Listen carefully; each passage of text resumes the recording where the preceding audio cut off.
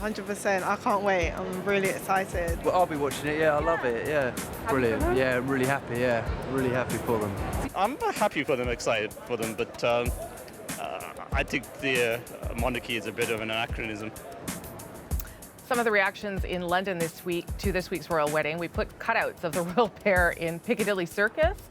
And as a barometer of public interest, the result was sometimes a little weird. Hello. They might make great cutouts, they do, but how do Harry and Meghan fit into the larger royal picture? Arguably, no one has dug deeper into the details than royal biographer Andrew Morton. He sat down with Adrian Arsenault and laid out what makes this royal couple so remarkable. This wedding will be a show only the royals can pull off. We know that. But more lighthearted, a bit more open, certainly historic. Very excited. Yes, I'm very happy for them.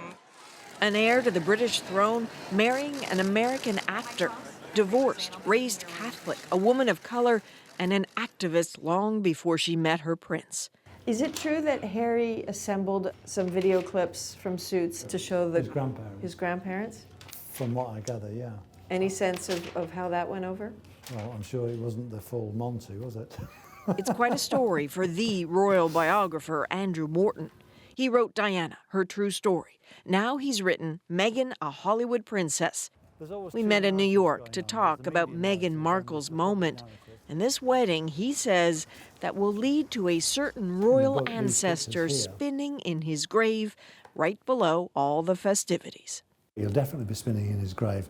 The Duke of Windsor is buried in the grounds of Windsor Castle. And the reason why is he abdicated his throne in 1936 so that he could marry a twice-divorced American, Wallis Simpson. And now what's happening? A divorced American is walking down the aisle. She's going to be made Her Royal Highness. And so it shows you the transformation inside the royal family and also inside the nation with regards to divorce. Well, certainly within the Queen's own family, they are no stranger to divorces. Divorce has become actually a fact of life. 3 of her 4 children have divorced. Her sister, Princess Margaret, divorced. And of course, famously, Prince Charles and Princess Diana divorced. Kind of set the tone for the rest of the Queen's reign because both William and Harry have effectively been allowed to marry who they want. Was it a matter of Harry legitimately saying, this is the love of my life, Nana, the Queen, Your Majesty, this is the woman I would like to marry? Is there any protocol that says that Queen has to decide if that's okay? Oh yeah, I mean, Harry's in the line of succession. He has to get permission from the Queen. And he took Meghan along to Buckingham Palace, October last year, to meet the Queen and let the Queen, let his grandmother, run the rule over her. But also the Queen was running the rule over Harry because remember 10 years before she could be kind of scratching her head and saying no, not so much. I mean, because he was a wild child, he was a drunk, he was an angry young man. So you think if he'd actually met Meghan Markle a decade earlier and introduced her to the Queen would have said no? Probably because of Harry's behaviour. And that's what a former courtier at Buckingham Palace said to me. It's Hello Canada that did that video with Meghan Markle some time back asking her William or Harry. And she really didn't know. I have to say, Hello Canada loved the fact that they've got that video. Prince William or Prince Harry? I don't know. Harry. Harry? Sure. When you actually look at her on the screen, she's totally nonplussed. You can see her, she's like a rabbit in the headlights thinking, who's William and who's Harry? And there was a real sense that she didn't even know who they were. At that time, though, Harry, as you say, was living a very different life, and so we've been talking about, as has everyone. You know, look at the picture of Diana and Meghan here. People have been talking about the presence of Diana, and I can't figure out the right terminology. Is it in the shadow of Diana? Is it that it's the spark of Diana? How would you characterize her place in this? Well, I mean, her place is very much kind of the ghost of Diana, really, or the aura of Diana. Diana died age 36, Meghan's 36. Meghan is an independent humanitarian, eloquent, articulate, makes speeches. Diana, at that time in her life, independent humanitarian, And, you know, it's almost like the baton has been, as it were, psychically passed on. What do you think your mother would have thought of Meghan or said about Meghan? Oh, they'd be thick as thieves. Without question, I think she would be over the moon, you know, with the ring and with everything else that's going on. I'm sure she's with us. I'm sure she's with us, yeah, you know, jumping up and down somewhere else. You know, Harry said in that interview that Meghan and his mother, he thought would have been as thick as thieves. Do you actually think so? I mean, you knew Diana.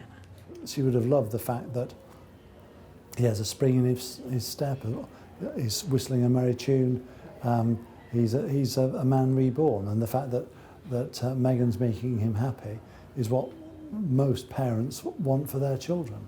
The fact that Meghan's bringing a degree of experience of the world, not just of the movie world, but also of the world of philanthropy, charities, United Nations, adds an extra dimension to her involvement with the royal family.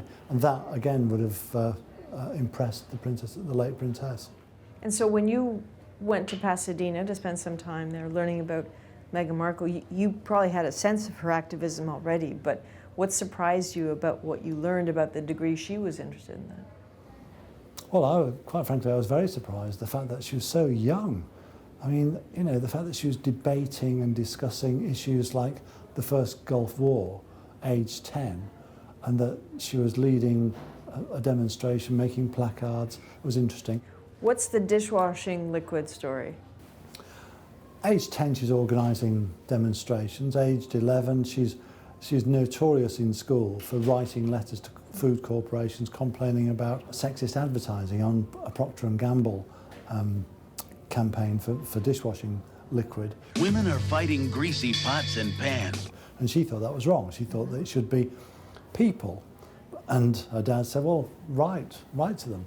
So she wrote to Procter & Gamble, and all that to be said, within a month, that advertising campaign was changed from women to people. The gloves are coming off. People are fighting greasy pots and pans with Ivory Clear. Meghan Markle. And it's something she used when she, a few years later, made a speech at the United Nations. In doing this, we remind women that their involvement matters. So she's always had that activist side to her. And if she hadn't been an actress, she could well have been a politician. She could well have been a diplomat. Well, she tried, right? She wrote the Foreign Service exam. Yeah, and failed it. If she'd have passed it, we could be talking about Ambassador Markle today, not Princess Meghan. You know, we seem to have claimed Meghan Markle even though she is an American. But she's an honorary Canadian. I think so. I think she's an honorary Canadian princess, don't we think? Well, she's now. I think we'll confer her with that title. Okay. Because it's more than Toronto being a place to lay her head while she was shooting suits. There's more to the Canadian connection, right? Yeah, and she actually talked about going to live there, if you recall, when candidate Trump was looked to be on the verge of winning the election. So she does obviously have an affection for it as a place of civilization and refuge.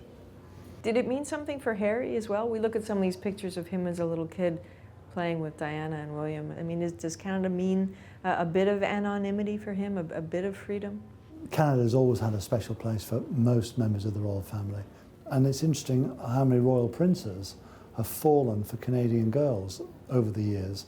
So it must be something in the water. The fact that Meghan lived in Toronto helped to grow the relationship enormously. There's no paparazzi culture in Toronto, unlike New York, London and Paris. They were able to walk the dogs, go out and about.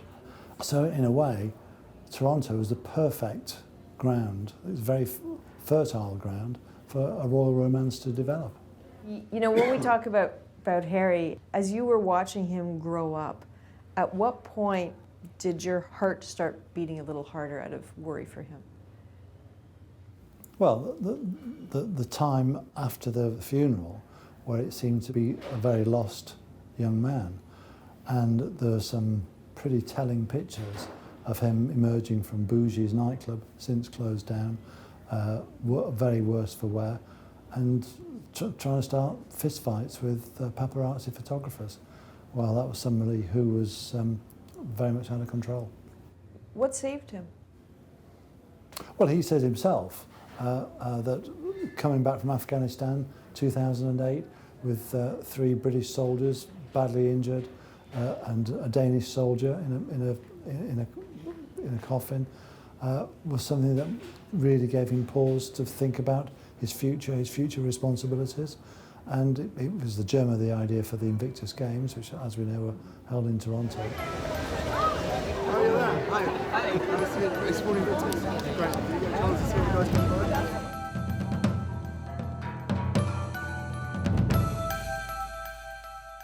So not to put too fine a point on it, but there is a lot riding on this union. Absolutely. Her very existence as a biracial member of the royal family, the first biracial member of the royal family, will make people look again at the composition of the royal household. There's only something like 6% of ethnic minorities in the 1,100 people who are employed by the palace. And I've always argued that the point about having a monarchy is it represents the nation, and it's a very skewed sample of the British demographic. You just hope that in time the slow gearing of the palace changes the composition. Is there something in the wedding itself that you're going to be watching for in particular? For me, the enduring moment is going to be the Queen and her interaction with Doria Ragland, the longest serving monarch in British history, standing next to the great-granddaughter of a slave, and from a family where at one point a member of that family worked as a maid at Windsor Castle. This is kind of a true Cinderella story. Interesting. Andrew, thank you very much. You're a good sport. My pleasure. So with wedding preps underway, we are obviously getting ready too. CBC News will bring you special coverage of the royal wedding on television, on radio, and online all this week. We'll bring you the National from London and Windsor and dig into questions about the couple, the monarchy, what this union represents. And then join Adrienne bright and early next Saturday. She may or may not wear a fascinator. Live coverage of the big event. You can wear PJs. We'll give you a front row seat to the wedding of the year beginning at 4 a.m. Eastern on CBC Television, CBC News Web Network, cbcnews.ca. Hope you can make it.